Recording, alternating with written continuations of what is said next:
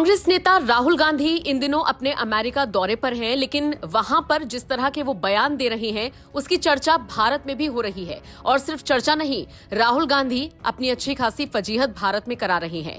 अब देखिए, अगर उन्हें मोदी सरकार से कोई दिक्कत है तो यहां पर अपना विरोध दर्ज कराएं, यहां पर भारतीयों को संबोधित करते हुए अपनी बात रखें। लेकिन नहीं, अमेरिका जाकर यानी विदेशी जमीन पर मोदी सरकार को घेरने का काम राहुल गांधी कर रहे हैं और इसीलिए भारतीय उन्हें ट्रोल कर रहे हैं। हर कोई उन पर सवाल उठा रहा है और उनसे पूछ रहा है कि आखिर विदेशों में जाकर भारत को बदनाम करने की क्या जरूरत है।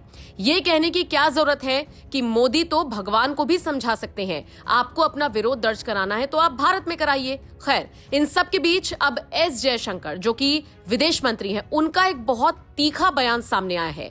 राहुल गांधी पर उन्होंने तंज तो कसा, लेकिन उन्होंने अपनी मर्यादा का भी ध्यान रखा। आपको बताते चले, भारतीय विदेश मंत्री एस जयशंकर इस वक्त ब्रिक्स देशों के विदेश मंत्रियों की बैठक में शामिल होने के लिए दक्षिण अफ्रीका में मौजूद हैं। जयशंकर केप टाउन में भारतीय समुदाय के लोगों से बातचीत कर रहे थे। इस दौरान एक भारतीय मूल के व्यक्ति ने राहुल गांधी का नाम तो नहीं लिया, लेकिन बिना नाम लिए सवाल पूछ डाला। इस शख्स ने कहा कि अमेरिका में किसी की टिप्पणी पर एस जयशंकर क्या कहना चाहेंगे। जयशंकर ने इस शख्स के सवाल पर जो बयान दिया वो वाकई में काबिले तारीफ है। अपने विरोधियों को अपनी बातों से किस तरह से मारना है, ये कोई जयशंकर से सीख सकता है। जयशंकर ने कहा, देखिए, मैं अपने लिए बात कर सकता हूं, मैं कोशिश करता हूं कि जब विदेश जाऊं तो राजनीति ना करूं। अगर मुझे बहस करनी होगी तो मैं अपने देश में करूंगा। Some people who go to the US say on some things. Look, I say that I can only talk for myself. I try when I go abroad not to do politics abroad. For this reason, I'm perfectly prepared to argue and argue very vigorously at home. Okay, so you will never find me wanting in that regard. But I think even a democratic culture has a certain collective responsibility. There is a national interest, there is a collective image. There are sometimes things bigger than politics. And when you step outside the country, I think that's important to remember. So I may differ strongly with someone. I could say to you I differ with them, but how I counter it, I would like to go back at home and do it and watch me when I get back. Rahul Gandhi को सीधे सीधे जयशंकर ने चुनौती दे दी है कि जिस तरह से आप मोदी को घेर रहे हैं, आपका जवाब तो मैं वापस लौटने पर दूंगा। लेकिन जिस तरह से उन्होंने विरोधियों की गरिमा का भी ध्यान रखा, उसकी तारीफ हर तरफ हो रही है।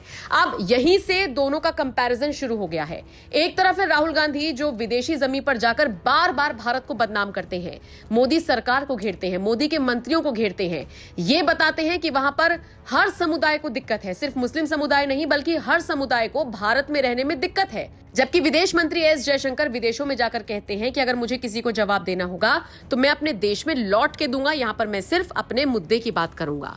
आपको बताते चले, हाल ही में राहुल गांधी ने भारतीय मूल के लोगों को अमेरिका में संबोधित किया था और यहां पर उन्होंने पीएम मोदी को नमूना बताया था।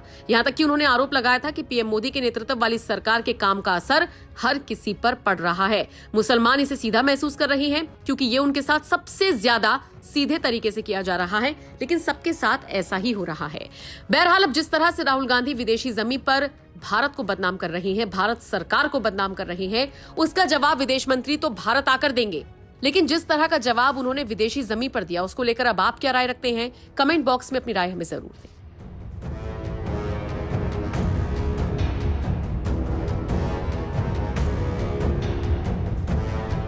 How do you react to what some people who go to the US say on some things? Look, I say that I can only talk for myself. I try when I go abroad not to do politics abroad. For this reason, I'm perfectly prepared to argue and argue very vigorously at home. Okay, so you will never find me wanting in that regard. But I think even a democratic culture has a certain collective responsibility. There is a national interest, there is a collective image. there are sometimes things bigger than politics. And when you step outside the country, I think that's important to remember.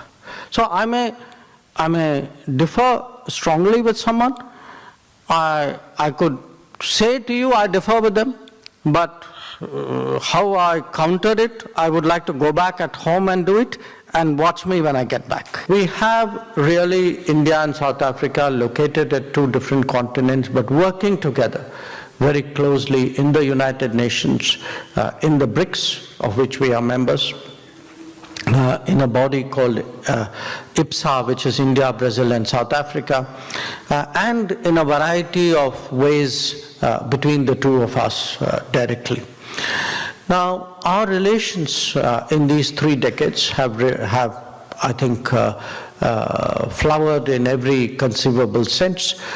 Today, we have a trade account of about $18 billion. We are, in fact, I think South Africa's 4th largest trade partner, if I'm right. And South Africa is our largest trade partner in Africa.